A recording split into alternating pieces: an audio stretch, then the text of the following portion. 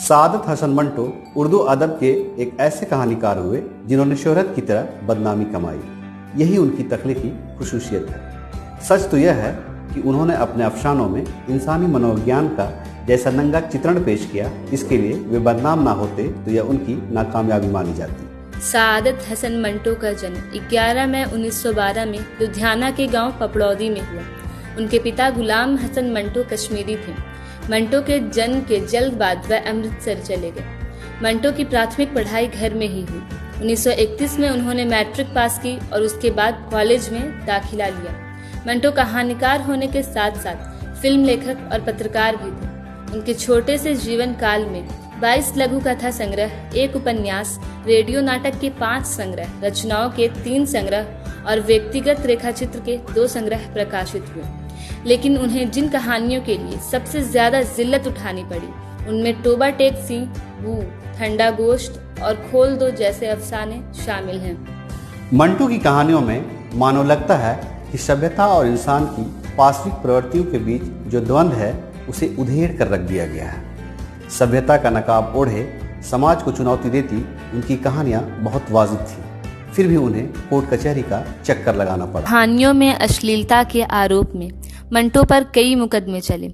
इसकी वजह से उन्हें 6 बार अदालत में हाजिर होना पड़ा, 3 बार पाकिस्तान बनने से पहले और 3 बार पाकिस्तान बनने के बाद।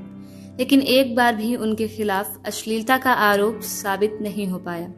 सभ्यता और संस्कृति के ठेकेदारों की नज़र में मंटो जहां एक तरफ समाज के मुजरिम थे, तो वहीं इसी सभ्य समाज की बनाई गई अदालतों में वो सिर्फ समाज की नंगी सच्चाइयों पर लिखने वाले एक कहानीकार थे। मंटो ने खुद कहा था, मुझ में जो बुराइयां हैं दरअसल वो इस युग की बुराइयां हैं। मेरे लिखने में कोई कमी नहीं। जिस कमी को मेरी कमी बताई जाती है वो मौजूदा व्यवस्था की कमी है।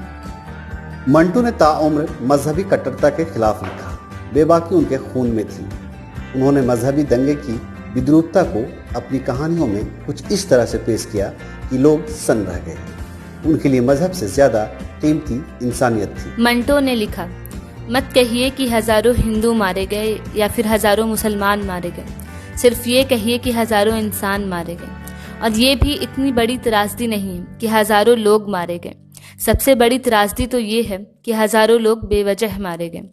1000 हिंदुओं को मारकर मुसलमान समझते हैं कि हिंदू धर्म खत्म हो गया, लेकिन ये अभी भी जिंदा है और आगे भी रहेगा। उसी तरह 1000 मुसलमानों को मारकर हिंदू इस बात का जश्न मनाते हैं कि इस्लाम खत्म हो चुका है, लेकिन सच्चाई आपके सामने है। सिर्फ मूर्ख ही ये सोच सकते हैं कि मजहब को बंदूक से मार गिराया जा सकता है। मंटो को बंटवारे का दर्द हमेशा सालता रहा। 1948 में पाकिस्तान जाने के बाद वो वहाँ सिर्फ 7 साल ही जी सके। वे 18 जनवरी 1955 को पाकिस्तान के लाहौर में इस दुनिया को हमेशा हमेशा के लिए अलविदा कह गए।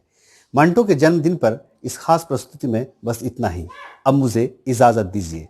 खुदा।